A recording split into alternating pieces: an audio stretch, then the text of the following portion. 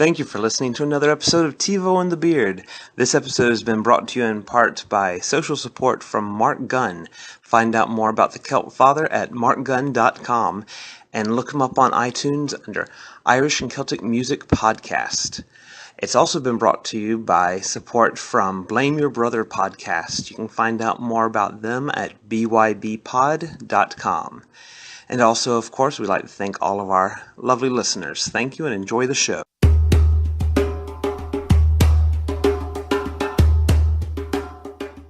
Welcome to another episode of TeeVo and the Beard. You can't see it, but I am TeeVo, and that is the Beard. Yes, and today we're going to be talking about that movie about the lovely accountant for the Marvel company. Yes, the young Mr. man. Mr. Spiderman? The young man, yeah. Yes, Peter Spiderman. Yes. But before we do that, we're going to break the ice. Yeah, we're going to take you off and another get to know your podcasters type thing. Yes. Something we teased last week. Mm-hmm.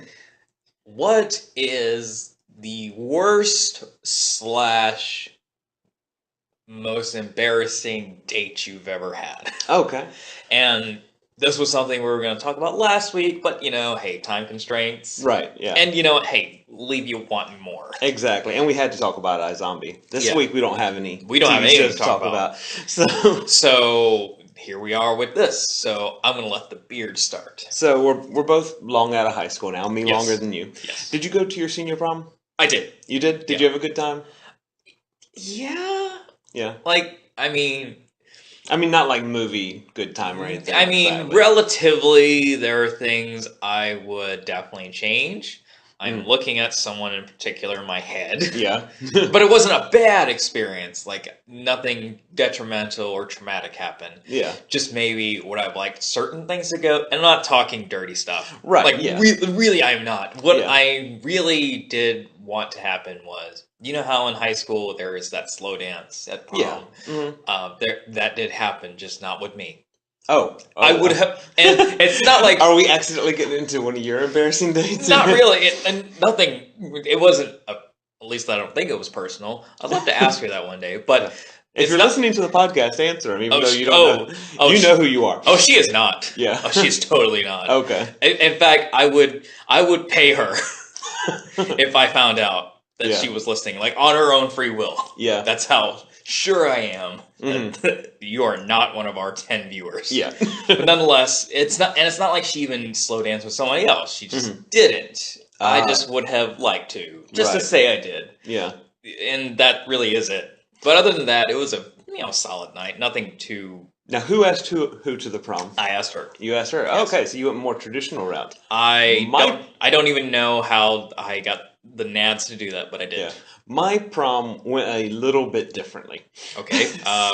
When you say differently, did something bad and traumatic happen to you? In the long run, yes. Oh. Yeah, wow. I'm trying to do like you now and layer the stories, have a little onion story going on here. We got some doozies of stories. Yeah. So, my senior year, okay, I knew this girl named Melody. I won't reveal her last name, but I have to reveal that she had a beautiful, pretty first name. I knew a girl in high school named Melody as well. She was exactly those things. Yeah. What's yours? I guess to certain people. Oh. So we had an American... Mine's more universal. Yeah. We had an American government class together, and we sat beside each other. She passed me a note, because this is how old I am. I need to ask another question. Mm-hmm.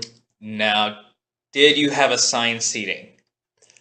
I believe so. Okay, so it wasn't by choice. Right. Yeah. Okay. These things are important. They are, yeah.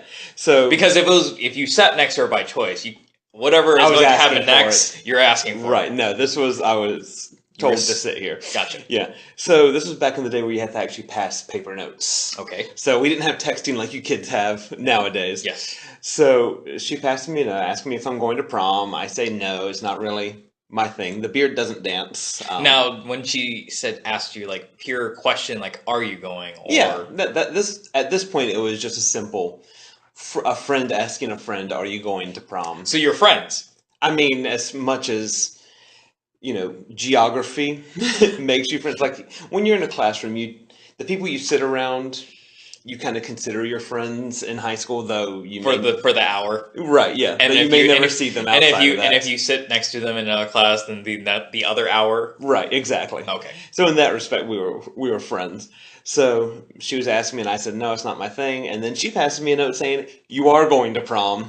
I am picking you up. I am renting your tux. I am taking you out to dinner. And she did. Did you have a nice dinner? It was at a Japanese steakhouse in a very small city that probably did not have any Japanese people in it. Was it good? I don't remember. All I remember is she picked me up in her pickup truck. Oh boy. Yes, because I went to school in the South. Let me also ask a humorous question. Okay. Did she physically pick you up? No. Could she have? She could have. Oh, and wow. I think at some point after that she did.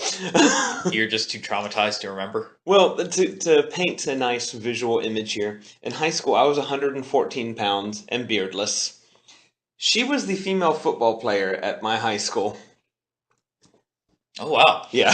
Pause for dramatic effect. So she could have physically picked you up. She might have me up. Yes, in the yearbook, and I wish I still had the yearbook so I could take a picture of it.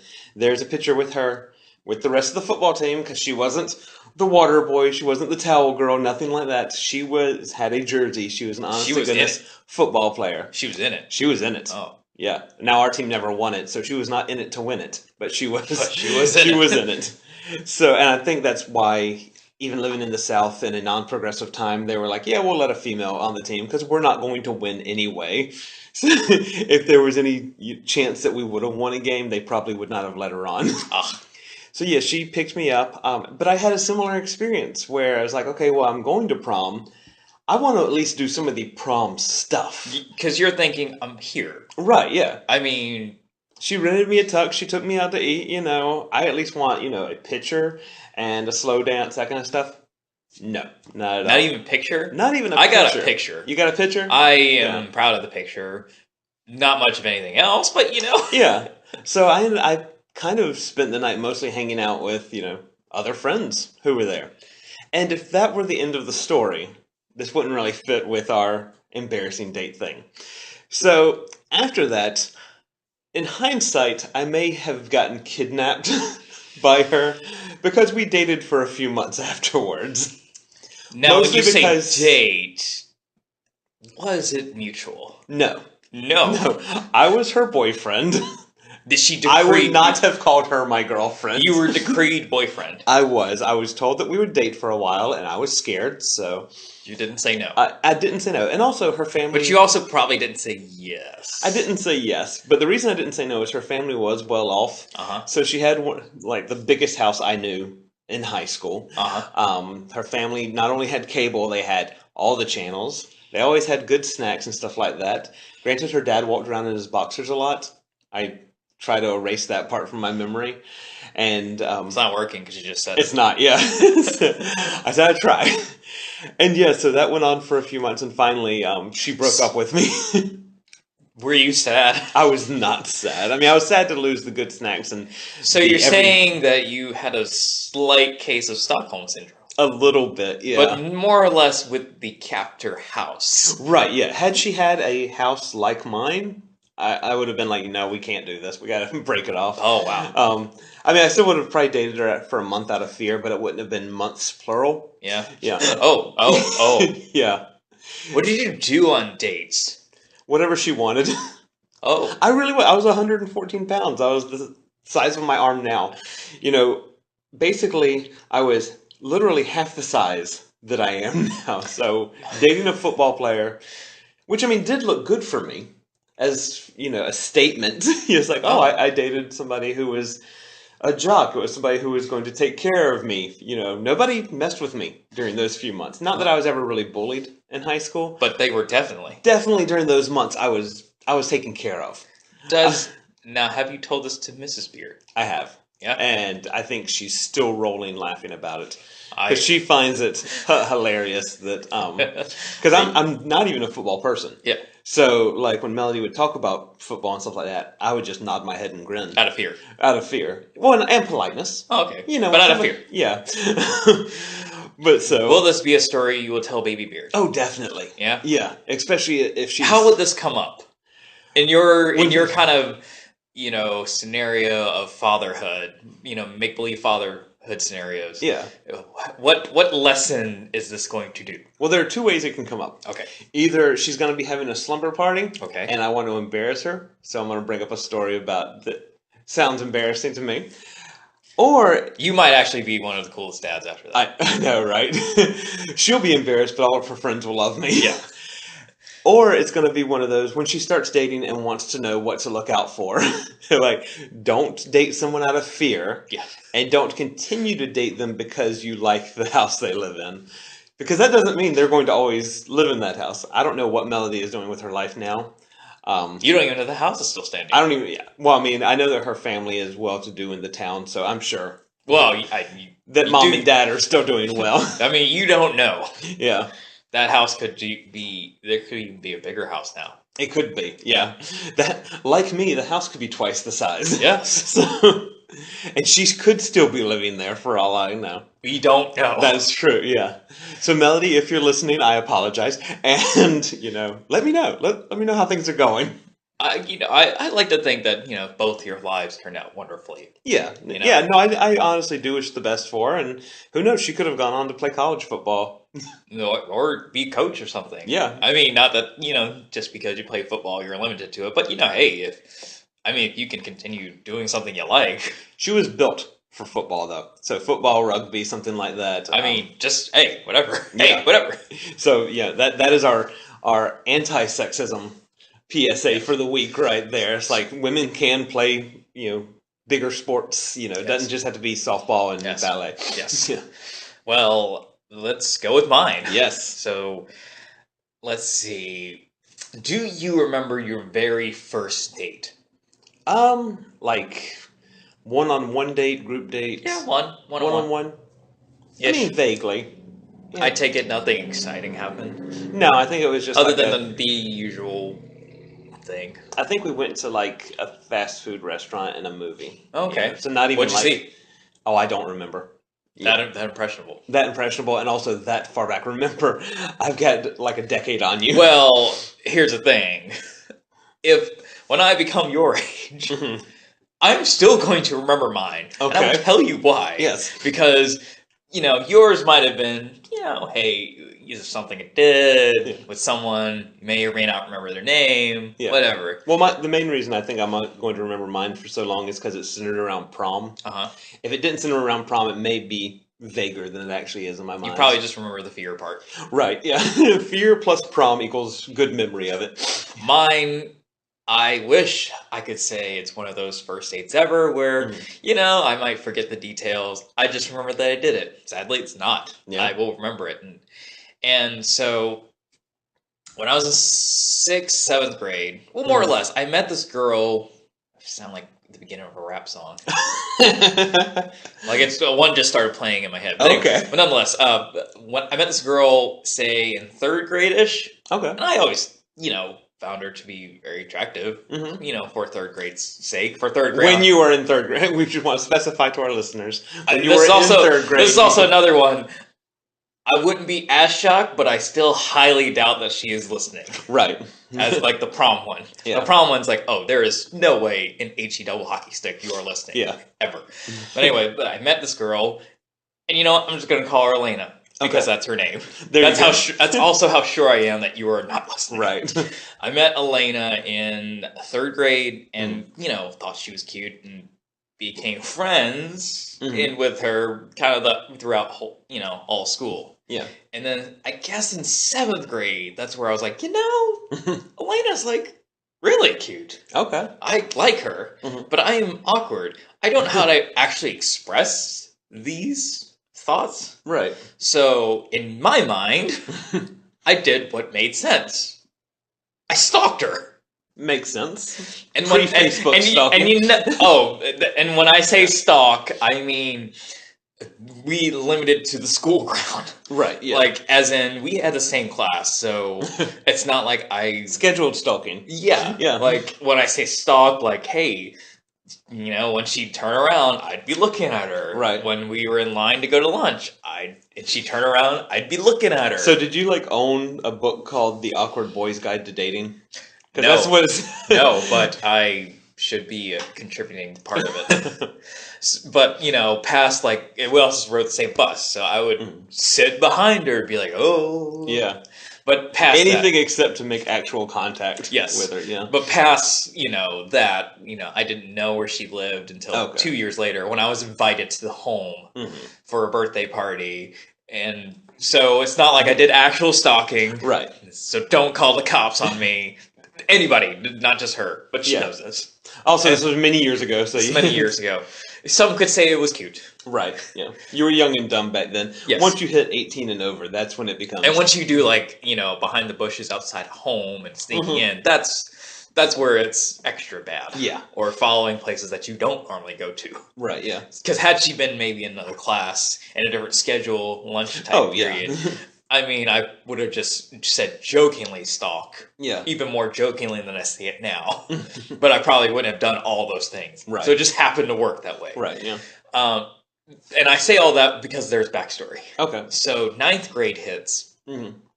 And for maybe about a year, I was asking her out on a date. In full knowledge that she would say no. Right. It softened the blow a bit when I knew it was coming. Right, yeah. Like, hey, Elena, you want to go out? Of course you don't. Well, in 9th grade, that changed. Yeah? She said, yeah. Ooh. I didn't expect that at all. You didn't have a backup plan to that. No. And I didn't know what to do. And I wish... There's some things I wish I'd done differently. You'll know about this coming story. Yeah. Like, I wish maybe, like I said, hey, do you want to go out this weekend? No! Like most people would ask. Yeah. I didn't do that. Hey, do you want to go out in a couple weeks? Yeah, still reasonable. It's still reasonable, but unfortunately, when you're as nervous as I was, you're stewing over it. Yeah. Like, really hard. And it didn't help that I was thinking, oh, I don't really have friends. I have one friend, and we hang out, but we usually just go to the movies. Yeah. That's all I know to do. So I guess... It's a good date, though. Yeah. We'll go to the movies. Yeah. Because we were also 14, 15. There's not much we could do anyway. Right. So I say, hey, do you want to go see The Big Bounce? It's a movie that was made... in 2003, 4, had Owen Wilson, Charlie Sheen, Morgan Freeman, and Sarah Foster. And if anybody out there remembers this movie, leave a comment, because I have no recollection of I don't either. Of this movie. And I'll tell you why. So, we get to the week of. I'm still really nervous about it. Yeah. So I had this one friend. We'll say his name is Ricky. Because it is. Ricky. Because it is. Another person I seriously... Did he grow up to be a sushi chef? Is this the same Ricky? Wouldn't that be cool? That would be. But it's... shamefully it's not. Oh. I would love it if... He would... I wouldn't be surprised if the Ricky we are talking about right now is listening. Yeah. The one that is actually in the story, no way in hell. Because in my head it's Sushi Ricky. I wish. Doing I this. so wish. Yeah. But... I asked Ricky because at the time, Ricky is really my only friend. And he had been on dates with girls. So, expert. So to me, he was the qualified expert. Yeah. So I asked, hey, so I'm going on a date with Elena. What should I do? And it makes sense to ask, yeah. Yeah. I mean, I have asked you, the beard. Yeah. I've had some former relationship issues. I've asked you. It's okay. Right. And he gave great advice. He said, just be yourself. Right. In some form or way or another. Yeah. Paraphrasing on that part. That was when Ricky was a good friend. Yeah. This is when he was a bad friend. Oh, no. So I was so nervous and just didn't know what to do. And I was trying to desperately seek ways to be comfortable. And I figured, well, I'm really comfortable when I'm around my friends. Yeah. So I said, hey, Ricky, do you want to come? Oh, so like a double date. Like he brings his girl, you bring... Oh, man, that would have been so much better. No? Okay. No, I asked Ricky to come, join. So, just, okay. And, any normal person, I suppose, would have said no. Right. But he didn't. Yeah, because he shouldn't have wanted to be like a third wheel. Yep. Or just maybe bring someone. Right. But he did neither of those. He came. So just the three of you. But I didn't tell her. Oh.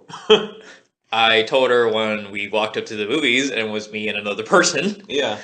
So the day comes, and like I just said, she was waiting at the movies. Yeah. And I don't know if I want to picture this for dramatic purposes or this actually happened, but I remember the look on her face when I cut the corner with Ricky. It was like, oh. I didn't order two of you. Yep. Yeah. So we go see The Big Bounce, and my plan is backfire on all cylinders. Yeah. As if it already happened. Now, did you pay for her ticket? Do you remember? I don't remember. Okay. I probably didn't. Yeah. I probably didn't. So, yeah, just to add. Yeah. You know what? So it just becomes three friends going out at as many times as I've told the story to people, no one's actually asked that part. Yeah. And that is maybe a detail I do not remember. Yeah. But most likely I did not. So it just becomes three friends seeing a movie together at that point. Yep. So I am just a nervous wreck. My plan of comfortability with Ricky being there is not working. Yeah. So I then go to the bathroom. Okay. I didn't have to go to the bathroom. I just needed to maybe kind of calm myself down. Yeah, makes sense. Yeah, it makes sense. What I do next doesn't make sense. Okay, do we need to cover young ears for in the terms of if there are young men listening, actually don't cover the ears because I want you to not do this. Oh, this is a tale of warning. Yeah. Yes. Okay. Because when you mentioned the bathroom, I thought, we were going to go into more gross territory. It's sad that I kind of wish that happened instead. Oh. A little bit. So there was no bathroom mishap. I kind of wish there was. Oh. sometimes when I think back, it's like, man, maybe I could have invoked pity. Right. This does not invoke pity. So the movie, The Big Bounce, is on the right. Okay. Up the stairs to the right. Yeah. I walk up the stairs. I go left.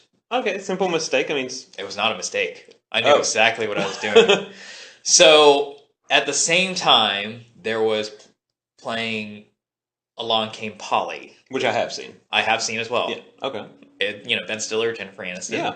And we know how you feel about Jennifer Aniston. I do. Yeah. Enjoy Jennifer. And this was like at the peak of Jennifer Aniston. Yeah. So I wanted to calm myself down and say, you know what? I really want to see this movie eventually. Like probably maybe tomorrow or next week. Right. So let me just get like a little preview. Yeah. You already walked in, so. Well, I was like, oh, that's a funny scene. Stayed there for a minute. Yeah. Then 1 minute turned to 5. Then you hopped back over, right?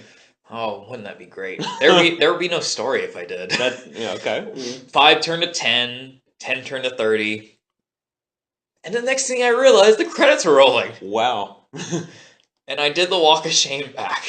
So you saw the wrong movie by yourself. Yes. On purpose. I wish I could say nerves hypnotized me to go into this movie, or I had a sudden case of amnesia. Yeah. But I knew exactly. It's like, that's not Matthew McConaughey there. That's Ben Stiller. Yes. I wish I could say those things, but I was very much in control of what was happening. And I came into the movie I paid for at the end. So I don't know what happened in this whole movie. I don't know what this movie is about. So if you know this movie, please comment, because I too... Feel free to spoil it. I too don't know anything about this movie. Yeah. And she said, where have you been? And it's one of those things where I maybe should have just said nothing and just leave it awkward as it was already. But I said I was in the bathroom. For the entire time? Yeah. You didn't mention the other movie at all? No. I don't think I mentioned the other movie to her until years later when we, recollect this humorously. Right, yeah. But I said I was in the bathroom. Wow. And I think it was an unspoken thing for the rest of... for the rest of the remainder of high school, because we never talked about it again. Me and Ricky never talked about it again. Wow. It was just a thing that happened. Yeah. So you never came clean to Ricky until years later? I don't know, because me and Ricky... Or does Ricky not even know to this day? You know what? He might not. Because I think me and Ricky were only really friends maybe another year. And then I got new friends. Okay. And so did he. So did he. Yeah. I wonder if and then he became a sushi chef in this, fanfic version that we have Wouldn't going that be on. great? I would actually love it. Yeah. But, man, that's just not happening. So I wonder if in their heads, anytime you said you had to go to the bathroom after that, if they worried about you. It's like, man, he's going to be gone for about 45 minutes in there. Well, needless to say, I did not go out with Elena until maybe years later. Yeah. And not even as a date, but just like, period. Yeah. Yeah, understandably. Did Ricky and Elena ever start dating? No. I mean, you did leave them in a movie together. You left them on a date. You know what? That's a mystery I, too, won't ever know. Yeah. But I don't think that happened. Okay. But me and Elena, well, I don't know what happened now, but we did become friends, good friends later on. Not so much right now for mysterious reasons. I'm not saying mysterious reasons as a cover-up. I really don't know. Okay. I am still friends with her. Yeah. I have no ill feelings, but Yeah. I don't know. I cannot speak for her. Right, yeah. But, yeah. That's something I wish I could take back, but... Yeah. So take these as stories of warning. Don't date out of fear, and don't go to the wrong movie out of fear. Yes. Yeah. So just go in there, man up, and if you asked sit her beside your dates. If you asked her out, yeah, just do it. Just do it. Yeah. It doesn't mean that you had to have a long relationship with her after the movie. Just do it. Yeah. Now, and don't make it an accomplishment, because the second date I ever went on was a girl named Bethany, who was older than me. Yeah. We went to see Mr. and Mrs. Smith. Yeah. And I stayed the whole time. That's sad that was a goal of mine. Yeah. To stay the whole time. And so for the whole 2 hours, were you just repeating in your head, "Don't get up, don't get up"? Yes. Yes, actually. That's how bad it was. Well, it's a good thing you didn't get a reputation from that first one as being, See, a 45-minute bathroom guy. I guess I'm glad that Elena wasn't like a gossipy girl. Yeah. Because that could have ruined you for the rest of high school right there. That really could. Yeah. I never really thought about it that way, because it ruined me enough already. Yeah. It wasn't until maybe this happened in 2004. Mm-hmm. I didn't comfortably talk about this until 2011. Oh, wow. For a while, I really was you were really repressing it. Yes, but then I thought, I did it. Right. I mean, everything was under your control. Everything was under my control, and I mean, it's part of my past. It happened. Yeah. Might as well humorously tell it, because in hindsight, it is humorous. As embarrassing as it is humorous. Yeah. So that's our dates. Yeah. I hope you enjoyed that. And if you just skipped over to hear about Spider-Man, well, we're going to take a quick break and come back to that. So in case nobody wants to get spoiled, we're going to start with the non-spoiler part, and then we're going to go straight into the plot and all that. But we'll be right back.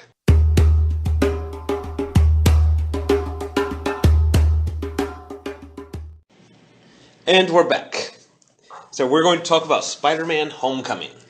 First of all, go see it. Yeah. And talking to you, obviously. Yeah. In any form, whether you see it in theaters or, Netflix or buy it on digital, just see it. Yeah. And to our audience, you gotta see it. I've heard nothing but great reviews about it so far. This one's gonna be different from the solo reviews we've done. Mm-hmm. I don't want to bog you guys down with a plot review. Yeah. Because, let's face it, this is the 6th Spider-Man movie. Yeah. If you haven't seen at least one of them, you don't want to see Spider-Man. Right. So there's Peter Parker, he's bitten by a radioactive spider, gets powers. Yeah. Has to use them responsibly. Yes. And there you go. There's your plot. I don't want to, bore you with, how this happened. So what we're going to do is just a light spoiler review. We're going to do spoiler-free first, because I did have a couple questions. Spoiler-free. Yeah. And I'm going to tell you a special story. Right. And then the reactions to the movie. Yeah. And with the reactions to the movie, that will get more into the spoiler. Oh, yeah, I'm going to totally spoil the crap out of it. But I Yeah. won't go like... Because I do have questions about Vulture and stuff like that, which are... Yeah, I won't go like, this happened, and then this happened. Right. It's not going to... This isn't going to be like the Guardians of the Galaxy. Well, see, the thing is, we always try to better our show. Mm-hmm. And I've listened to the ones where it's I alone who see the movie. Oh, so you're our 12th listener. I am the 12th listener. So I alone see the movie, and it's like, Yeah. So I really enjoyed our Guardians talk, Mhm. our Wonder Woman talk, because we both saw them. Yeah. So if we're gonna do plot summary, I would prefer we both see it. Right. Yeah. And like you mentioned, I mean, the plot is basically it's Spider-Man. Yeah. You know. If you don't know, and that's what I really like about this movie, they skip all of the origin. Oh, nice. So that takes like half hour, 45 minutes out of it, right there. All the origin gone because they're like, again, if within this past almost 20 years, if you haven't seen a Spider-Man movie, I mean, there's 5 of them to take from. A Spider-Man cartoon, I'm sorry, like you clearly just don't want to. So no Radioactive Spider, no Uncle Ben. There is mention. There's mention. There is mention, like quick. Mention. But you don't see him. Yeah. Nope, not at all. Not at all. So the plot of the movie is, so it sets up the Vulture. Mm-hmm. We see that the Vulture was part of the cleanup crew for the Battle of New York in the Avengers. Okay. So a nice throwback. Mm-hmm. And then quickly his crew is taken over by Damage Control, which is funded by the Avengers. Right. So he's very mad because not only did the rich people like Tony Stark create the mess, but now he's being paid to clean it up. Right. That just does not sit well with the Vulture or the Shocker or the Tinkerer. Yeah. And then it cuts to 8 years later. We see Peter Parker pretty much in the scene after Tony Stark talks to him in Civil War. Okay. He's being taken to the airport by Happy Hogan. Yeah. And then he gets on the airplane, and then he gets to his hotel room. Yeah. And in a funny moment, you see Happy tell him to suit up. So he does. Yeah. But he puts on his old suit. Oh, nice. And he's like, what are you doing? That looks stupid. Yeah. And then he is gifted the suit that we see in Civil War. Okay. And actually what is great, and I can't say this is a spoiler, because technically we've already seen it. Yeah. They actually show footage from Peter's perspective of the battle in the airport in Germany. Oh, okay. Yeah. Like, you see, because he's vlogging through it. Yeah. He's vlogging his trip to the airport. He's vlogging his battle with the Avengers. So it's very modern Spider-Man. Very, very modern. Yeah. Like, he's going, oh my god, there's Captain America. Yeah. And there's a guy I don't know. He's fanboying out. Yeah. And all of a sudden you hear, as in Civil War, under ruse! He's like, oh, that's me. And he puts the camera down. Oh, nice. And then you see, Yeah. Okay. And then in the middle of the battle, you hear him go, oh my god, I just took Cap Shield and Now, from a behind-the-scenes point of view, do we know if that part was filmed at the same time they were doing Civil War? I doubt it. Okay. But it worked out well. Yeah. But speaking of behind-the-scenes and working on the film, one of your special missions was to go hang out with the Spiderman. Yes! Yeah. And I am happy that I can finally talk about it. Yes. So, listeners, if you remember a year ago, the Beard had to do an episode alone. Yeah. I think it was... I apologize for that. Well, I think you had the ghost we called Mike with you. Oh, yeah. And I think you did It Follows. No, Don't Breathe. Don't Breathe, sorry. No, I wish we would have done It Follows. I mean, you still can. Yeah. As a retrospect review. Yeah. No, but yeah, you did that one. You did that one. So you weren't alone yet. Right, yeah. But I was on a special mission, and I am happy to say the special mission was I got to be in Spider-Man. Yes. So question away. Yeah, so who were you in Spider-Man? I was a pedestrian. You were a pedestrian? Did you get a number? Like pedestrian number 5? Because you sometimes see that in the credits. Like, oh, I was such a pedestrian that listeners, you will not see me in the movie. Oh, but maybe a deleted scene. It's possible. Maybe, yeah. We'll look for you in the Blu-ray. It's possible. I will look for myself. Yeah. So I got summoned to be in Spiderman Homecoming. I was very excited about it. It was a 3-day shoot. Okay. And all they said was that we were playing pedestrians in New York. And which was filmed in Atlanta. Which was filmed in Atlanta. Yeah. And it was going to be during a car stunt. Okay. So I was like, okay, sounds cool. Hey, I get to be in a Marvel movie. Yeah. And I remember the day that I got on set and we're put in extras holding. This is all stuff we've covered already. Yeah. As part of your extras 101. But they gave us all the paperwork And, paperwork's always in, like, tax forms, so, how are they going to pay you if they don't know who you are? Right, because it's not under the table stuff. It's all It's not under the table. Boy, I wish. Yeah. But that just doesn't work that way. But then they gave me an extra packet.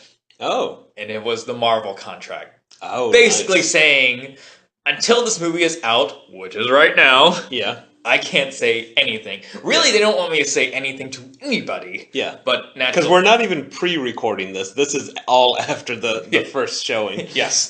But naturally, I did tell people, word to word, no. So it's no electronic trail. Right, yeah. So I told the beard pretty much as it was happening. Yeah. But I could not tell you, unfortunately. Yeah. Because even though I didn't see, at least I didn't think I saw anything plot heavy, I mean, an action scene in a Marvel movie is par for the course. It's just they just don't want you to say anything. Right. So when I me and the other extras were playing pedestrians on the street. We're just walking because why not? Why not? Because we got a place to go, people to see. Yeah. Spider-Man, we see Spider-Man just zoom in a car and just do crazy turns, and he's trying to get somewhere. Yeah. But as extras, as I said before, they don't tell you anything. Yeah. So that's exactly what happened. They said Spider-Man's going to do this and then that. Okay. No plot. So when people did ask, like, so what happened? I couldn't spoil it for you even if I wanted to. Right. Yeah. I mean, Spider-Man's going to drive a car. Yeah. The only thing that struck out to me was that Spider-Man was wearing his old costume. Okay. The one with the hoodie and the goggles. Yeah. So in my mind, I thought, oh, well, it's a flashback or something. Yeah. Sure, why not? Little did I know that scene took place in the climax of the film. Oh. Okay. Yeah. That's cool. Yeah. Yeah. And it was a great time, well, relatively. I mean, there are things about that shoot I didn't like. Like? Particularly because we shot in downtown Atlanta. Yeah. And for those who don't know downtown Atlanta, it's a nice place. Yeah. But we were filming at night. Ooh. Like, we filmed from sundown to sunup. Yeah. And there's some things that... I assume they have good security. I don't like the silence there. Well, Spider-Man had good security. Yeah. We were on your own? It really did feel like it sometimes. Oh, wow. That's how odd it was to me. Yeah. I was like, oh, well, It's like, well, your life isn't insured by us. Tom Holland is. That's probably exactly how they thought. Yeah. So, I think because I was such on a natural high of being on a Marvel film. Yeah. Kind of let those things slid, but I did notice it, during the lull points because I wish I could say film is boom, boom, boom, boom, boom. Oh, yeah. But it's boom. Wait. Boom. wait. Boom. And wait for hopefully another boom. And then, so during those waits, you really are just wait. Yeah. And it was moments like those where it was like, so someone's looking out for us, right? Right. A cop, a rent-a-cop, something like that. A PA, someone with somewhat authority, please. Yeah. Is there an adult somewhere that we can... Yeah, so, that was a little shady, but, it is what it is. Yeah. I knew from instantly that first day, when we did the first take, I was like, there's no way that they're going to see us. Yeah. Because the rig itself, because there is a stuntman driving the car. Of course. Driving. Yeah. In the Spider-Man suit. Yeah. And then when Tom Holland does it, the car is on a rig. Right. So he's not driving at all. Yeah. Car is on a rig. Because we protect our stars. The rig also has a camera, on the windshield to get his lines when he says stuff. Yeah. And that's, obviously the point. That he doesn't do these things. Yeah. He's, it is still dangerous because, the rig is still going as fast as that stunt car was driving. So but it's more controlled. At least, it's not controlled by Tom Holland. Right, yeah. So the scene is that he's driving and he's trying to get a hold of somebody and he's trying to get somewhere really fast. And the second part of the scene I was in, so they move us to under some bridge in Atlanta. Yeah. So the stunt quotation, because after seeing the movie, the quotations are needed. Yeah. The stunt was, so a bus is blocking his way. Spider-Man takes the car onto the sidewalk and drives until he can get clear and then get back on the road. Yeah. I had the fortune of being in a shot where we get a reaction of Spider-Man driving on the sidewalk. Oh, okay. And why I had a sliver of hope, because I said, within that first take, I knew they were not going to see us. Because we've said this many times in Extras 101 class on here. Yeah. We are not the focus. Right, yeah. Nobody cares about us. Yeah. The way I say it... You were there just to make it look natural. Yes, the way that I think of Extras is, we as a collective are important. Because you're right, without us it looks really weird. Yeah. But they don't need you individually. Right. They need the collective you. They could use any TeeVo. They don't have to use you, TeeVo. Exactly. They could probably just get away, if they were in a bind, just tell all the PAs to drop their equipment and just walk. And if you look at independent movies, some of that does get done a lot. So that's just that. Yeah. They need you, but not you. Yeah. So, and knowing that it was a car scene, it's like, well, the camera is... And the story is obviously focused on the car and Spider-Man. Which is definitely going faster than you are. Exactly. So, and after seeing the movie, I wonder why, again, they even had us, because you couldn't even see anybody. But to remind our, hopeful extras out there, you still got paid. Oh, yeah. Yeah. And you still got, to actually be on set. And sign that Marvel contract. Yeah. Which was wonderful. Yeah. So at least you still have the experience, even if your face. Oh yeah. But these, we are gushing about the fun of it, but then the reality hits. Yeah. But why I had a sliver of hope that I may be in it. Yeah.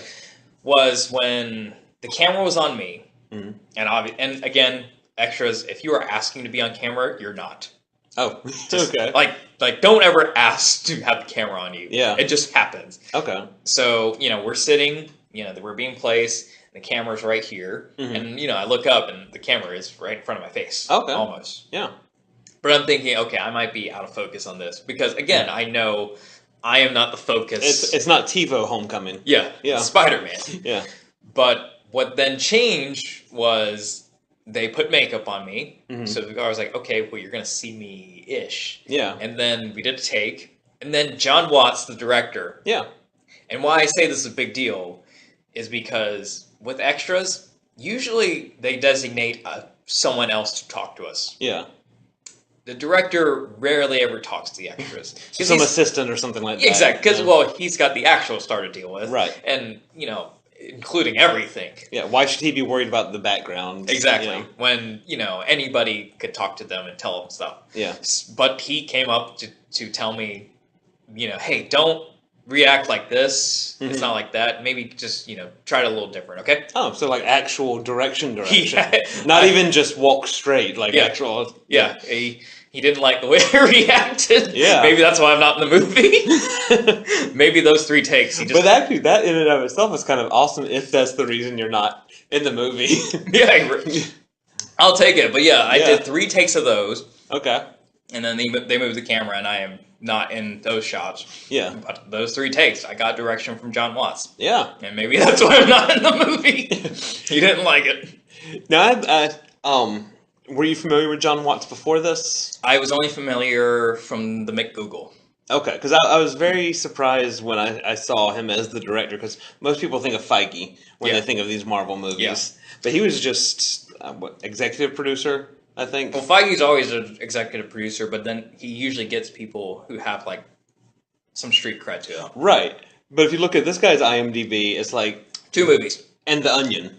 Yeah, so I was very surprised. I was only familiar with him when they announced, obviously, who's directing it. So, when Marvel announces stuff, and I don't know, we live in the golden age of the internet. Yeah. And you can find out. Oh, definitely. So I did, but I didn't know I still haven't seen those movies he did. Yeah. But he's, from actually meeting him, meeting, and then seeing Spider-Man Homecoming, the finished product, they really have an eye for people. Yeah. Because I think right now with DC, they want to get the names. Right. Yeah. They want to get the names, they want to get the people that you're going to go see because you know their work. Exactly. Whereas I feel like Marvel, even starting with Joss Whedon. Mm-hmm. You know, we know who Joss Whedon is. Right, yeah. But, you know, but you only know him if you know him. Yeah. Yeah. And if you look at his movies directed, at the time, he only directed Serenity. Yeah. Other than that, he was a TV guy. Exactly. But, you know, I like to think Marvel saw that he could do more, and he did. Yeah. Same with James Gunn, because James Gunn, same way. Yeah. He did 2 movies, and he's openly said, yeah, the budget and the profits I made didn't match, like, how much they gave me for food. I was about to say, yeah, one of them was Slither. Yeah. So, and, you know, with John Watts, again, his movies, you know, probably weren't made for much. Yeah. But they entrust him with, you know, the good stuff. Yeah, I was looking they have an eye for talent. Mm-hmm. Yeah, and speaking of that, Tom Holland. Yeah. So our new Spider-Man, and like the official new Spider-Man, because he was in Civil War, he's going to be in the other Avengers movies. What do you think, without spoiling anything yet, what do you think about him as the new Spider-Man, and also as Peter Parker? Again, maybe drinking the Marvel Kool-Aid. Right, yeah.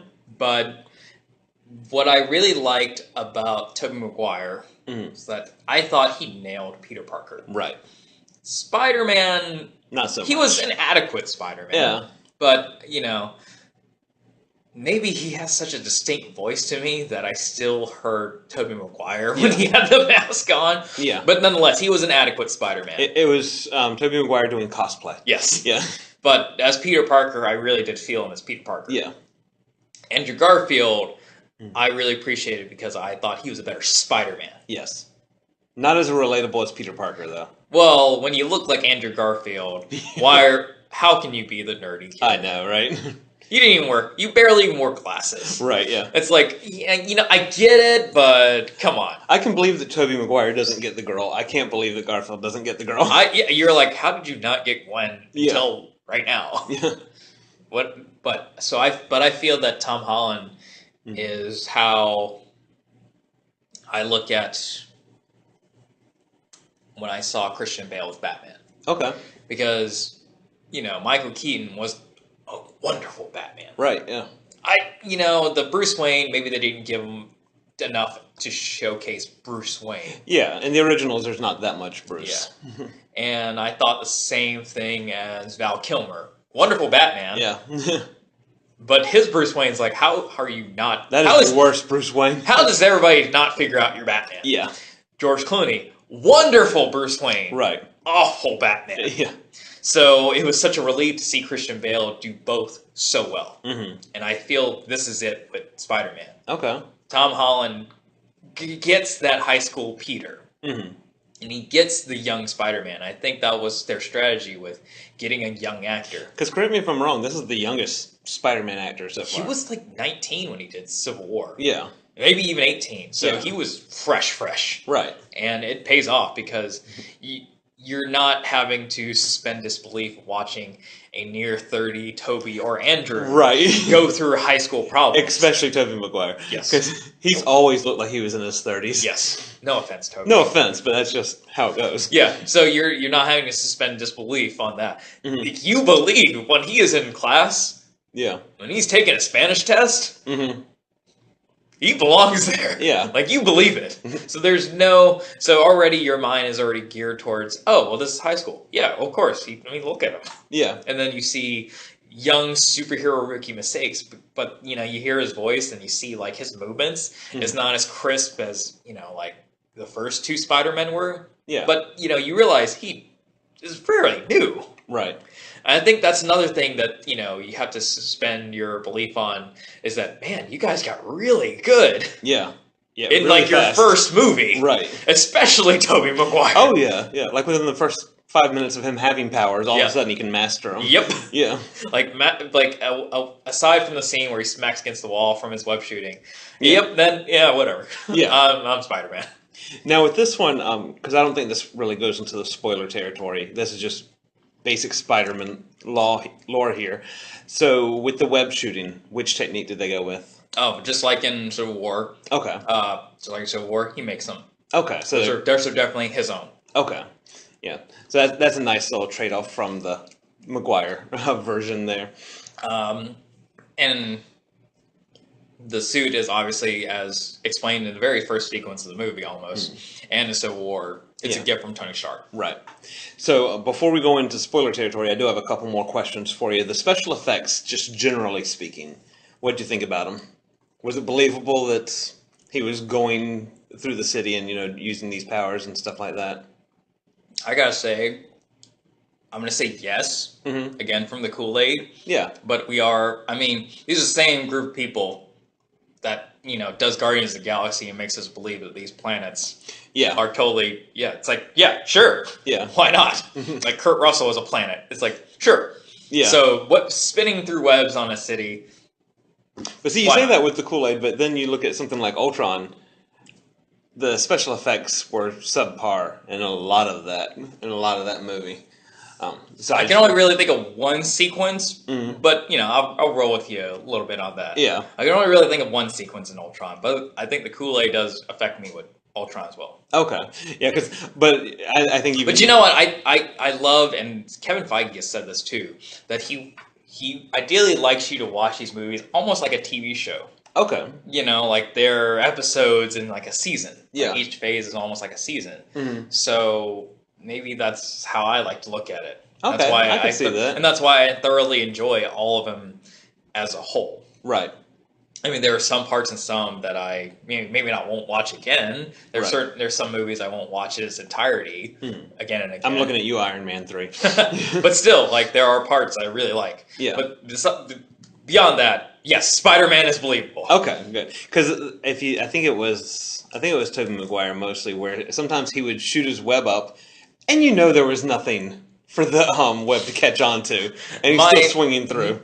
The funny thing I was telling the friend I was seeing it with last night was, so there's a sequence where Spider-Man is chasing the Vulture, and they are in like the deep skies. Yeah.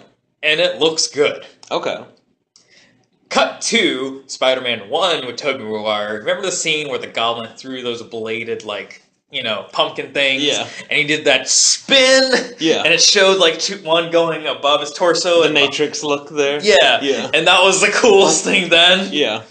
Yeah, wow, time has changed. Oh, nice. Because you think of that, it's like, well, look what you can do now. Yeah. But back then, that shot, that was the money shot. Oh, yeah, yeah. They even did it in slow motion so that you could spend time watching it. You get what I mean, right? Yeah. The things they could do in this Spider-Man, and then you think of the coolest thing they did in that Spider-Man, it's just man, times have changed. Yeah.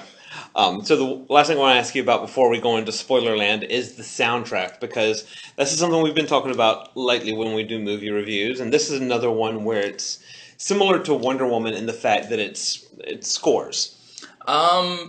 There's not a lot of... It's not like Guardians by any means. It's maybe... I'd say if we're talking Wonder Woman and Guardians, yeah, it is a mixture of both. Okay. But I guess leaning towards, say, Wonder Woman, because when they have songs, you hear them, and it elevates the scene, but it's not a constant barrage. And again, James Gunn, I'm sorry, I don't mean barrage in a bad way. Right. It fits with his movie. It wouldn't fit in every superhero movie. Yeah, you're not being bombarded with songs and songs and songs, but when they happen, it adds to the scene. Now, do they use songs? Yeah. Okay. Yeah, it's a good mix. Stuff the modern Peter Parker would be listening to, or but there's a good mix of old school stuff as well. I was about to say, there's at least one really old school song in this Spider-Man movie, like a 1960s Spider-Man song. Oh yeah. Yeah. So we have the original Spider-Man theme song. You do hear that during the Marvel credits. Okay. When they do the Marvel page thing and shows all the heroes, you hear it. That's a nice addition there. Kind of. Don't worry about that. Connecting the old with the new. Don't worry about that. Don't worry, you get that. So we're gonna take another break here, and then we're gonna go into spoiler territory.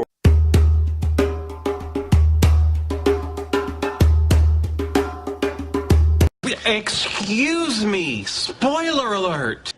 And we're back. So we're going to first talk about the two of the bigger names in this movie. So we have Batman plus Birdman equals Vulture. Yes. And then we also have Tony Stark / Iron Man. Yes. Or is he Iron Man? Yes. In this? Okay. Oh, yeah. Because now we're in spoilers, so now we can just lay it all on the line. Right. So let's talk about Tony Stark first, because we knew we knew even before this movie was announced he was going to be in it because of Civil War and all that. So what kind of, does he play a bigger role than the previews show? I'm going to say yes and no. Okay. Because the previews definitely show the majority of his scenes. Yeah, like the limo scene and all that. But, you know, the impact he has on the story is very big. Okay. You know, he might not be who he is without Tony Stark. So while you are limited to the limo scene, the scene where he takes the suit away, and, you know, the scene where he's walking and it says, you know, we have people who handle these things, blah, blah, blah. You know, it's his presence is felt. Yeah. So that's why I say a little yes and a little no. And one thing I noticed, and I'm sure you have too, when you see the same preview 100,000 times, and they show some of the funny scenes in it, like with the limo scene, does it still have the same impact when you see it in theaters? Was that still a funny scene? I think a lot of movies now are showing you the funny stuff, and it's only in the trailer. Okay. And then when you see the actual movie, sometimes they do something a little different. Okay. The limo scene, yeah, you know, the whole not hugging you, just getting the door. Yeah. That stays. But there were some things that was in the trailer that was not in the movie. Okay. You know, maybe a different alternate take of it. Right. You know, to give you a little some form of mystery. Yeah. So that, you know, again, when you see the movie, you're not quoting it already. Yeah. Now, the other one, of course, we have is Michael Keaton. Yes. Oh, man. So, spoiler. Stone cold spoiler now. Stone cold spoiler. Did not see it coming, and I don't care if you're seeing it and you called it from a mile away. Yeah. I don't care. It was enjoyable to me. I love the twists. Yeah. I love the thriller ride it came on. So he is Spider-Man's dad. Oh man, wouldn't that be great? But the whole movie, you know, you're like, okay, he's the Vulture. Yeah. He's the bad guy. It's shown in the previews. And then you find out he is his love interest's father. Huh. Liz Allen. Okay. Liz Allen is the one that Peter is trying to court in this movie. And the whole movie, you're like, oh, okay, cool, whatever. And then, you know, it's Homecoming because I think the Kevin Feige and them has said that they're going to possibly center these movies around Peter's remaining high school years. Okay. And center it around like a school event, much like Harry Potter. Right. And I can get down with that. So this one's Homecoming. Next, you know, might be, you know, pep rally and then prom. I don't know. Yeah. But hopefully his prom experience is better than mine was. And mine. Yeah. But, you know, he's probably going to have to thwart, you know, bad guys. Right. So I guess, you know, we both win on that one. Right, yeah. But anyway, so this one is Homecoming. And he finally gets to go to Homecoming and he's going with Liz Allen. Yeah. And then, you know, he comes in. I love the scene. He's freaked out, much like any kid. But, you know, clearly he handled it better than probably we ever did. Yeah. He comes in, May, I need your help. So she teaches him how to tie a Windsor tie, which I still don't really know how to do. No, I couldn't. I mean, I know how to tie a regular tie. Yeah. But nothing fancy. Nothing fancy. YouTube. Yeah. And that's what they were watching. They were watching YouTube. Oh, nice. So it's not like she was doing old school. They were straight up, like, learning to. Yeah. And she was teaching him basic dance moves and, you know, date etiquette. Yeah. And, you know, she drops him off at her house. And he's coming in with a corsage and a nice, you know, suit. And opens the door is the Vulture. Yeah. But he doesn't know. Okay. He just thinks, oh. So he doesn't know that's the Vulture, and the Vulture doesn't know that he's Spider-Man. Well, actually, no. He does know. Oh, he does? Because he did get a look at the Vulture without, you know, the wings and the mask. So he opens the door, and Peter is just immediately freaked out. Yeah. Understandably. Like in the way of, like, oh, like, same way we're like, oh my god, I can't believe it's you. And how the Vulture deduces he's Spider-Man was pretty cool. Yeah. Because Liz is bragging to him about certain things that, hey, you know, he does an internship with Tony Stark. And he's like, oh yeah? And then he mentions these things where Spider-Man was at, but Peter wasn't at. Oh. And before that, I think he was kind of keen on it. He's like, have we met? Have we come across each other? Because I gotta tell you, you know, your voice. Yeah, I feel like I know you. And then she's like, "Well, he's on Decathlon with me." It almost sounds like when Dr. Horrible and Captain Hammer met. Yes. So it was a little bit of that, and then that's when you get the scene so the Vulture drops off Liz and Peter at the homecoming dance. And he tells Liz, "Hey, you know, honey, can you give us a second? I'm just gonna give him the dad talk." Yeah. and he pulls out a gun. And then gives him that scene in the trailer. He's like, "Don't mess with me, kid. Yeah. I will kill you and everything you love." Oh, wow. I would not have thought that would have been connected to a scene like that. I mean, that's why I loved it so much. Yeah. It was like, because you're thinking, well, first of all, I don't know how Spider-Man was in the car with him when I saw the scene, but you're like, whatever, I'll see it when I see it. They'll make it work. Yeah, and oh my God, they did. Yeah. They sure did. That was great. But plus, him as the Vulture, you really feel for him.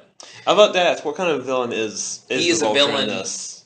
He's the one where he's not like an evil guy. Right. So he's not your Loki. He's not trying to take over the world. He's not your Ronin. He's not your Ultron. Right. He's just a guy who wants to take care of his family. And he's been shafted. Because like I said, in the first scene, he got a whole crew of people, bought supplies for the cleanup of New York. All for damage control to literally take it all away. Yeah. And he's broke. Yeah. And he has nothing. He's got to recoup. So it's kind of like the little man versus corporation. And I really like that aspect. And that's when you get the part in the trailer again, when he says, "World's changing, guys. Time we change with them." Yeah. And then they start making, high-tech weapons. But you know what? I did have a beef with it a little bit. Yeah. Because I am seeing the Vulture fly around, and they are making a lot of stuff. Yeah. Like a lot of high-power alien weapons. Yeah. And I'm thinking, man, Agents of S.H.I.E.L.D., you really dropped the ball on that one. Because I could see maybe why the Avengers aren't going to take care of this, but yeah, you guys really dropped... There's like so much alien tech going through these warehouses. Yeah. And they're literally stealing from all of them. It's like, man, those Inhumans must be a real problem because you're just missing all of this. Coulson. Right. So I guess we'll have to wait for Inhumans to come out to find out what was holding them back. Exactly. Yeah. But just little stuff like that. Because the Tinkerer, which is part of the Vulture's crew, has made like these little like magnetic beads, but they let you phase through objects. Yeah. So, you say you're trying to open a safe, you just throw these beads onto the safe, and then you can put your hand through it and take the stuff. And that's how they've been taking all this confiscated alien tech. So I thought that was pretty cool. Yeah. But yeah, he's just a guy who wants to take care of his family. And in that scene, the one I just mentioned where he drops him off, he's like, you know what? Because Liz was in trouble in a sequence they filmed in Washington, D.C. An elevator was falling. They've shown some of it in the trailer. Yeah. And then, the Vulture's like, you saved my daughter. And, family's really important to me, so I'm going to give you a pass. Okay. So he could have killed Spider-Man right there, but chooses not to. He chooses not to, because he just keeps reiterating, I'm doing this to, take care of my family. And that's, he does kill people in this movie. Yeah. But, it's not out of evil. But it sounds like it's not following the normal superhero trope where the Vulture is not directly Spider-Man's enemy. Yeah. It just... They become enemies. Yes. They become enemies because, obviously the Vulture is a criminal and he's stealing stuff, and Spider-Man's not cool with that. But in his mind, he's like, I'm doing it not for world domination. Right. And then, there's a good scene where Spider-Man's like, you may not be, killing people, but, the weapons you're selling are killing people. He's like, look at Tony Stark! Right. How is that different? In every movie. Exactly. So it was a good allegory, and it's a good, exchange between the two of them. Yeah. And how's Michael Keaton doing this? Oh, man. Yeah. Because there's always that worry about aging actors, when you put them back in an action movie like this. Well, I'm sure he himself probably thankful that he doesn't have to wear the same type of suit he had to wear for Batman. Right, yeah. Where he couldn't turn his head. Yeah. Which is so funny. Like, you noticed that, right? Oh, yeah. Like, when he has to turn around, he really has to. It's very dramatic. And it wasn't a choice. He's like, I physically cannot turn my head. Yeah, the Vulture suit is less cumbersome, it looks like. Yes, and the action sequences, he's probably like, oh, I don't have to do it? Yeah. Awesome. But, no, don't worry about aging actors. He is fantastic in it. Okay. But again, what I was saying, why I liked him a lot, he's very relatable. Because I'm sure you as a father... Yeah, I mean, he's already, even without seeing it, he sounds very relatable. I mean, if something happens, you will do what it takes. If I had to kill Spider-Man, I gotta kill Spider-Man. Yeah, exactly. So I think that was a very nice thing to see from a Marvel villain. Yeah. You know, because we get all these, like, you know, world domination ones, but it's nice to have, like, smaller level ones, but still make an impact. Yeah. Yeah, because had Spider-Man not been there, it could have gone bigger. Yeah. Yeah. But but his end goal wasn't to kill as many people as possible. Mm-hmm. It was to make money so his family would be okay. Yeah. And that's, you know, he's a bad guy, but he's not a bad guy. Right, yeah. And it goes in, spoiler, post-credit scene, Mm-hmm. so he does not die. Okay. He goes to prison. Good. And in prison with him is Matt Gargan. Mm-hmm. And if comic book fans know that name, it's because he is the Scorpion. Right. You see him earlier in the movie as a, you know, part of a deal with the Vulture that went wrong because of Spider-Man. Mm-hmm. But then, you know, Matt Gargan comes up to him in prison. He's like, so, you know, blah, blah, blah. I got some friends on the outside that, you know, wants to meet Spider-Man, take a picture, slit his throat, and put his head in a dryer. Nice. And I heard, rumor is that you know who he is. Mm-hmm. And in that moment, could have sold him out. Yeah. But then Vulture looks at him and goes, you think if I knew that, I'd be in here? Oh, nice. Yeah. So he's really not a bad guy. He's just put in a bad circumstance and and does what he feels like he has to. Exactly. Yeah. That was really cool. Yeah. But that's all I can really say on Michael Keaton. But Yeah. don't worry. Michael Keaton still got it. Yeah. And he doesn't steal the show. I mean, it's still a Spider-Man movie. Yeah. Okay. Because that's also, when you get like these lesser-known people alongside of these bigger stars, the worry is always that... I mean, you know, he's already having to... But I guess that's why they casted him, because, you know, he's already, not only is he having to juggle scenes with Michael Keaton, you know, he's having to juggle scenes with Robert Downey Jr. and Marissa Tomei. Yeah. So he's got a powerhouse of, you know, experienced actors. Yeah, I mean, those three people make a movie by themselves. Yeah. Yeah. They probably have. They probably have, yeah. But no, he's fine. Okay. You still, even without the suit, you're relatable to him in a way. He does invoke that, you know, old feeling we do have in high school. Granted, we weren't superheroes, but, you know, the awkwardness, the pressure we feel at that moment. Mm-hmm. And speaking of the lesser known people, so most people have heard of, you know, Spider-Man, of course, and Iron Man. A lot of people have heard of the Vulture, even if they don't really know the concept behind this version. But you mentioned Happy Hogan earlier. He's a big part of the movie. But that's definitely a lesser known character. Well, lesser known, if this is your first Marvel movie, you're not going to know him. Yeah. But if this is, you know, you're like me and you've been there since the beginning, it's such a welcome return. Yeah. Because we haven't seen Happy since, you know, Iron Man 3. Yeah. So refresh people's memory on Happy Hogan. Essentially is head of security, or was head of security. He's pretty much Tony Stark's, like, hired friend who does everything for him. Yeah. Minus, you know, the AI stuff. But he drives him around, does the chores. He's just that guy. Yeah. But he's just so happy to be with Tony. Right. That he's like, yeah, sure, whatever. This one, he's charged. He's pretty much Spider-Man's point guy. Okay. So Spider-Man has to report to Happy. Happy then gives the reports to Tony. Okay. And it's also Happy who tells him, hey, you know, why don't you just stick to small stuff? Yeah. Don't do big stuff. So I'm going to have to tell Tony. Yeah. But it's a welcome return because, you know, like I said, we haven't seen Happy in a while. Yeah. He's mentioned, but, you know. Yeah. Yeah, but it's definitely not a name that, when most people think of Marvel movies, they don't just go straight to I was surprised of how much he was in it. Yeah. You know, I thought, oh, it's nice to have him come back because why not? Yeah. But how much he was really in it. So he finally earned his paycheck in this one? Yes, he does. Yeah. Well, this time also, he's not directing, because let's not forget, Jon Favreau directed the first two Iron Mans. There's a reason why we didn't see him a lot. Yeah. Yeah, he has quite the resume of director, producer, and then a very short resume of the acting. But he does it. Yeah. And he does it well when he does it. Yeah. So, but also welcome return. Spoiler! Pepper comes back. Gwyneth Paltrow makes an appearance. Yeah. Actually, it was a very plot point because at the end of the movie, you know, Spider-Man defeats the Vulture, and what was really cool was that he did it in his old suit. Okay. Because it's also in the trailer where, you know, he says, I'm taking the suit back. Oh, I'm nothing without the suit. If you're nothing without the suit, then you shouldn't have the suit.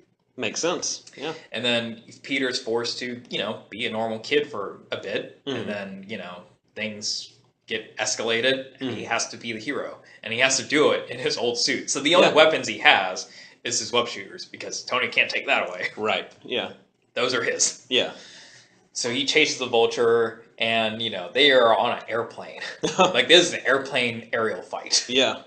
With his old stuff. So he is having to, hang on for dear life at every moment. And that earns Tony's respect. Yeah. Because he made a problem, but he fixed it, and he did it like a hero. And it was a scene where he was about to inaugurate him to be an actual Avenger. Okay. And he was presenting him with a new suit, almost akin to the Civil War comics, where he presented him with the Iron Spider. Right. Not exactly, but, kind of in vain of that scene. And he says, through those doors, there's like 50 reporters. And I need you to get suited up, because I'm about to introduce you as a new Avenger. And also, you're going to have a bunk here. How do you feel about the Vision being your neighbor? And then Happy's like, just one thing, he's not big on doors. Nice. And then Peter looks at it, and he realizes that he's basically saying, hey, move up here. Right. But he doesn't want to. Oh, okay. He really takes to heart the whole friendly neighborhood Spider-Man at the moment. Yeah. And he realizes that he moves, he's leaving everybody. Yeah. So he turns down Tony's offer. He earns Tony's respect a little more. Okay. And then he walks away. He's like, wait a minute, was this a test? Tony's just like, yeah, sure. And all of a sudden opens the door. There is 50 reporters. And Pepper comes in and is like, what's going on? I gotta have something to tell these people.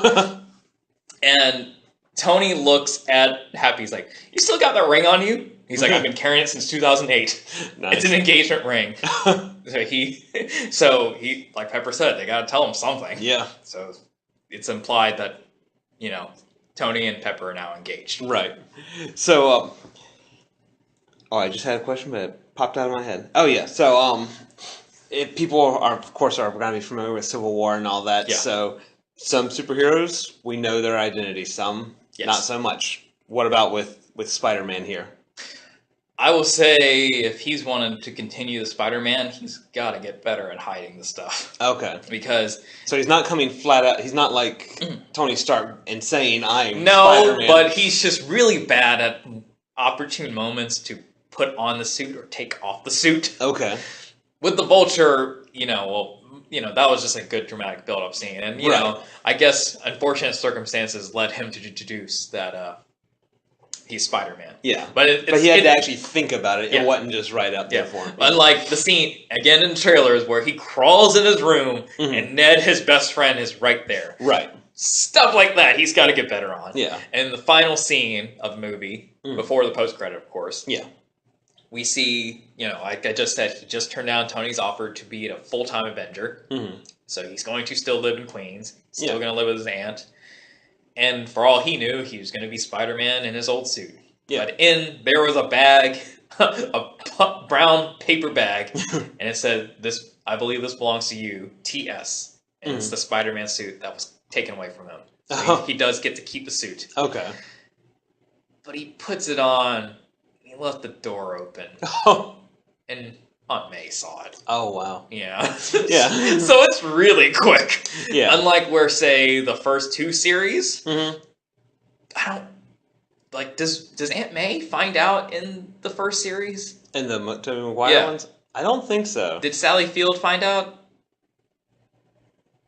I don't remember now. Well, Marissa Tomei. Yeah. Marissa Tomei. And it ends on a great scene. She just shouts, "What the fuck?" And then music. Nice. Yeah. So another one that some people were expecting, but it's kind of in a different role. So Spider-Man gets announced many years ago. Yes. That they were doing a reboot. Yes. None of the cast announced yet. None of the script, except for Spider-Man. But that was a given because he was in Civil War. No, I'm talking about even before that. Okay. When they were just announcing that Spider-Man was getting a reboot. Yeah.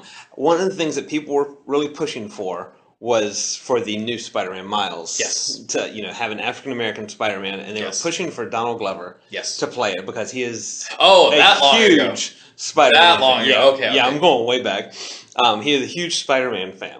Yes. So, come to find out though, he is in this movie. Yes, I liked his character, and these Marvel movies, they're so secretive. Even though sometimes the character isn't a big deal. I like that there is a shroud of mystery until you Is see he it. actually the Prowler in this? His name is the guy that would be the Prowler. Right. However, fun Easter egg for everybody that's a Miles Morales fan. There is a scene because he's introduced because the Shocker. There are actually 2 Shockers in this movie. Okay. That's a shocker. They use both iterations of the Shocker. They're trying to sell the Prowler, or at this point, it's just some guy who just wants a weapon to stick up people. That's actually what he said. He's like, "Look, I don't want something I can travel in time with. I just want something to stick up somebody with." Yeah.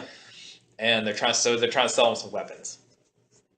And later on, Spider-Man finds Aaron Davis, Donald Glover's character, and says, "Do you know anything about these people? I need to find out." And he gives him information. He's like, "You know what? I don't want these on the streets. I mean, I got a nephew." Ah.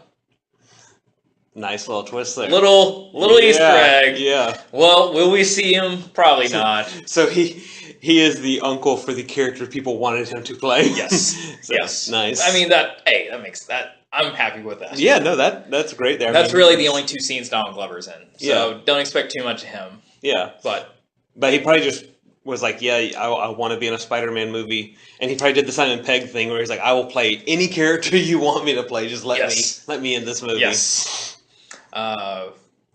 Next question. So yeah, now we will go on to the one where I am accused to be spoiling.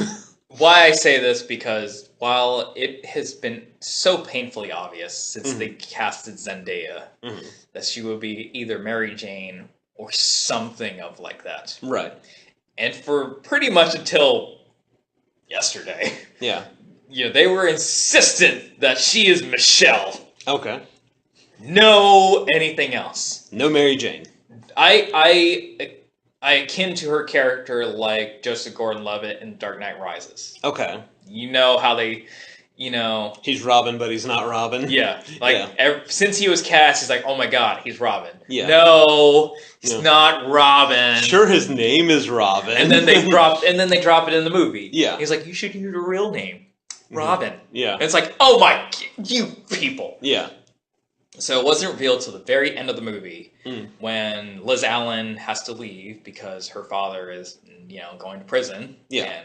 And she said her father wanted, her and her mother to move away from all that. Yeah, makes sense. And, they have to pick a new president or new captain of the decathlon team. And they're like, hey, we're going to announce Michelle. And she's like, actually, my friends call me MJ. Ah. So it was kind of like the Joseph Gordon-Levitt thing. So yeah, that's why I was like, it's not... yeah, because when you see the preview and you see her in it, and I'm not familiar with her as an actor. This is actually probably the first thing I've seen her in. Yeah, Mrs. the Beard is very familiar because she's a Well, Disney girl. Well, I may have not seen her work, but yeah. I'm aware of who she is. I'm aware of that she is a popular actress among... See, I was not. I was completely... So much like, Mrs. the Beard, when they cast her, I knew it's like, you're not just playing... Right, yeah. Yeah, she called her as, a big deal. Yeah. Yeah. Which she is. Yeah. So that's why, same thing. It's like when you cast, and I'm gonna go to Star Trek Into Darkness, Dark Knight Rises, when you get these big name people like Benedict Cumberbatch, Marion Cotillard, and Joseph Gordon-Levitt, and you're just calling them their Joe Schmo name, it's like, no. There's something else There's going something. on. Yeah. Why would you get them? Right. You could have had TeeVo. Yes. You could have, if they're just gonna be some schmo. Yeah. Why are they them? Mm-hmm. Whether they're, like, say, with Marion Cotillard, she ended up being Talia al Ghul. Right. Benedict Cumberbatch was Khan. Yeah. But then, you have, like, the secret, illusion, like Joseph Gordon-Levitt with, I'm not Dick Grayson or Jason Todd. That one at least was a little bit better done. Yeah. Yeah. This one is akin more to that. Yeah. Because at first I'm thinking, oh, it's a cop-out like the Talia part. Yeah. Not really, but still, it was... it wasn't advertised. Okay. That's why I was wondering if maybe a preview spoiled it. Because I didn't know. Okay. I didn't see that coming. See, I think the preview kind of spoils it, not in the... When you accused me of spoiling, I thought you meant like in a grander sense. Like, there was like how Robin is not Robin in the Batman movie. I thought maybe she was going to have a huger part in this film, and she may in the Not future really. one. Not in this one. No, It's the future much, ones. Yeah. Liz is pretty much the chick in this one. Yeah. Zendaya was more like the awkward friend in this one. Okay. Like she was the loner kid who doesn't really want to be a loner, but you know that's kind of her identity. She's just rolling with it until she actually makes friends. Yeah. I can kind of relate to that because I was a little bit of that too. Where it's like, oh, I'm the loner kid, but I really don't want to be alone. Right. So you had Ricky. For the most part, yeah. But that was supposed to be like the moment where she goes, actually, my friends call me MJ. And it was a funny moment where they're like, wait, you don't have any friends. Yeah. But she's not Mary Jane. As far as we know, she's not Mary Jane, but will she be the Mary Jane MJ composite character? Right, yeah. That's obvious now. Yeah. So that's why I said, you kind of did, because I was supposed to be the little... Because the whole movie, she's Michelle. Actually, the whole movie, really, you barely even see her. No name. Okay. Let alone be MJ. Yeah. So that's why I was like... Ugh. Well, then I will definitely apologize for my almost kind of half spoiler. I mean, how much does it spoil, really? Right. Not. Well, it's not as much as like finding out who the Vulture's daughter is. And actually, I like that there were some comic sites that almost spoiled it because they thought that Zendaya was the daughter of the Vulture. Which would have been the, like, if you were going for the most obvious choice there. Yeah. And then that was debunked. So that kind of was out of my mind that the Vulture was somebody's father. Right. So that's why it was extra shocking to me when I was like, oh my god! Yeah. You're Liz's dad!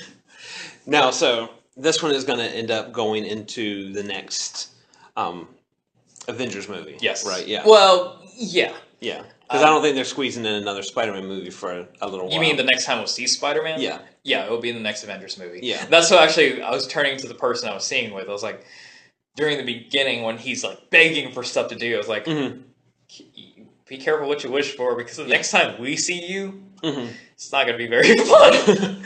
You're going to have your hands full. Yeah. So, enjoy the nice lady, because like one of his reports he's giving to Half, he's like, yeah, I stopped a Grand Theft, bike robbery. I helped the old lady with directions. She's really nice. She was really nice. She bought me a churro. Nice. And in my head, I was like, yeah, you're gonna want that churro, lady, because the next time we see you, it gets ugly. It's not gonna be very fun. Yeah. Be careful what you wish for. And even in the movie itself, you're like, yeah, be careful what you wish for. So I'm gonna have two ranking questions for you here. All right. In the plethora of Spider-Man movies, how does this one rank? Oh, man. Because it's the sixth major one now. Sixth major one.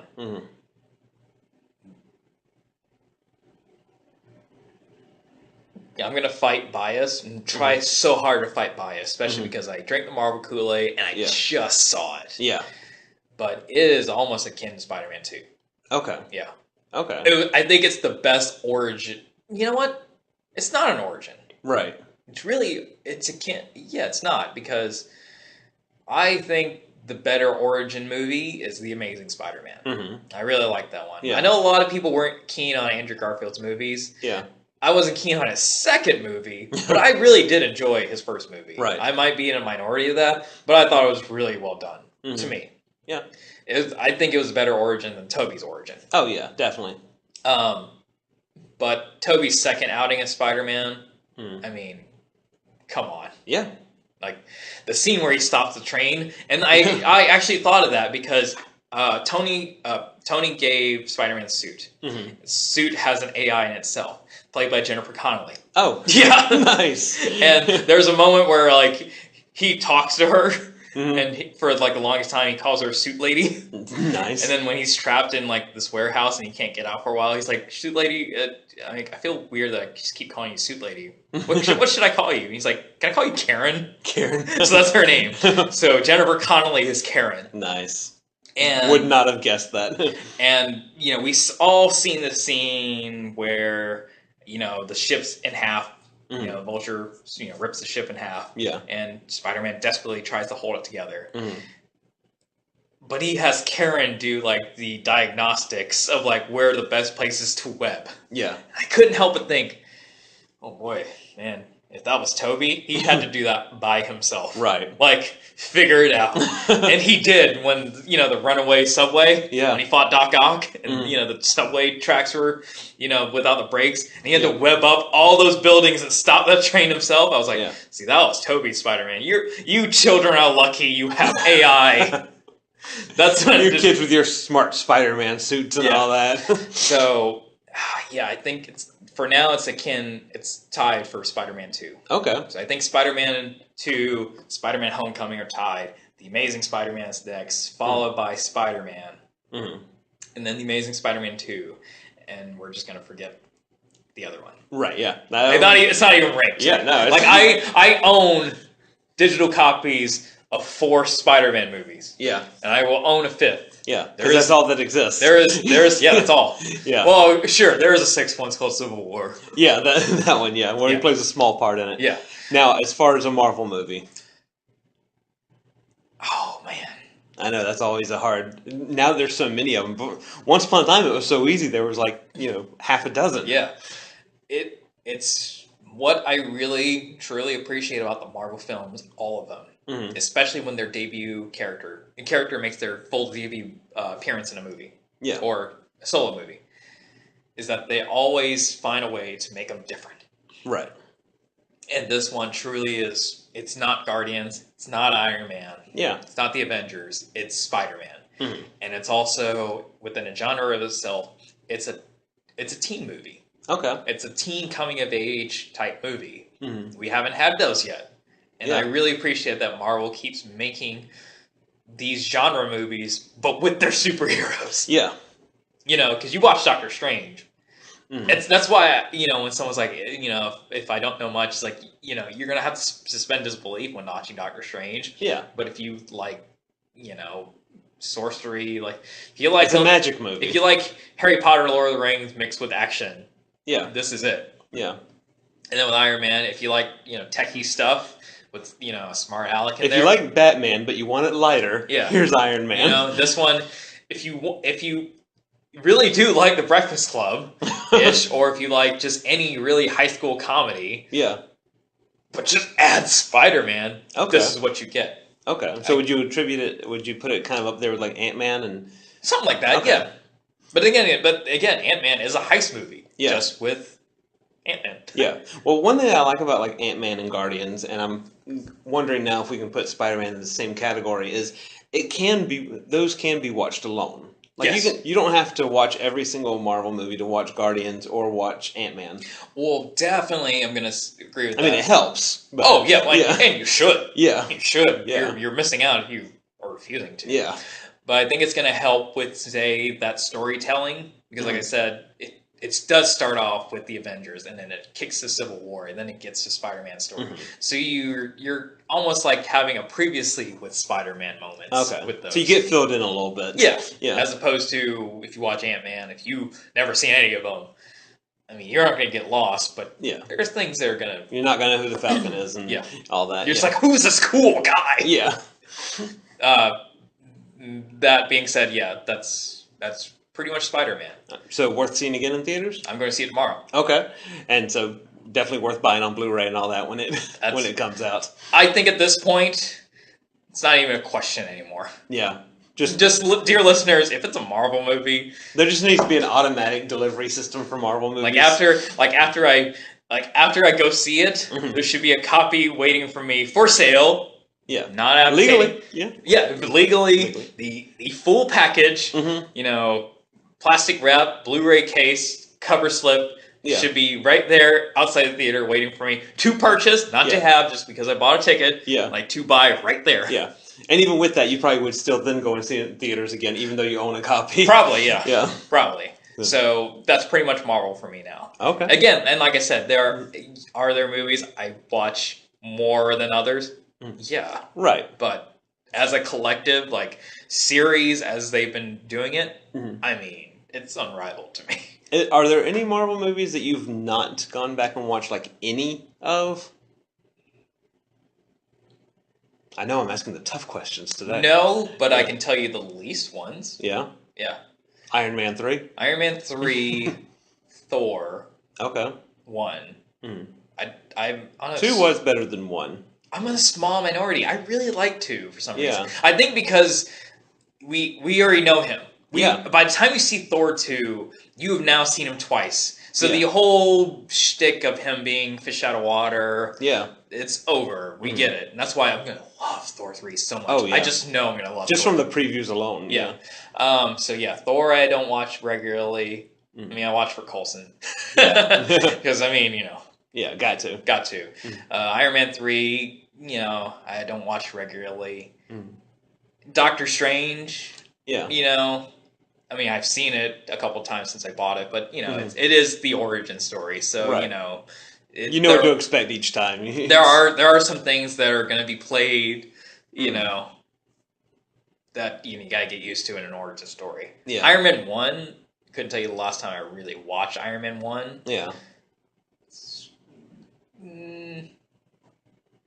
I think that is pretty much that. Okay. But, I mean, that's a healthy amount of stuff. That is, I mean, and there are so many of them now that... Yeah. Yeah. If I'm not watching those all the time, they're doing a pretty good job. Yeah. And by that, like, no, I have at least watched all of them more than, like, say, 5 times. But, Yeah. I mean, Civil War, I just turn on just for the heck of it sometimes. Yeah. I mean, that's just the luxury of that. Okay. And then the final sequence of Ultron. I guess I'll say Ultron I don't watch in its entirety. Right. But sometimes for background, I'll just turn on the final battle. Yeah. That's still just so Oh, cool. it's still, yeah. Yeah. So, yeah, okay. If you take the plot out of Ultron, it becomes a good movie. So, yeah, okay, I guess I'll put Ultron that I don't watch, like, from beginning to end. Mm-hmm. But, I mean, I still turn it on. Just end to end. Exactly.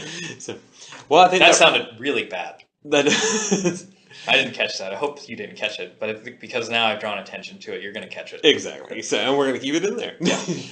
So, but I think that about wraps us up. Next week will be a surprise episode. Yeah. Even we don't know what it's going to be about. But we'll find out. Who knows? We may even talk about women of wrestling. I don't know. But until next week. And that's it for this week, folks. Thank you again for listening. And remember, you can follow us on social media. We are on Tumblr, Twitter, Instagram, and Facebook. All you've got to do is go to one of those sites, type in And the Beard. That's ANDTHEBEARD, and you're sure to find us. We hope to see you there. Have a great week.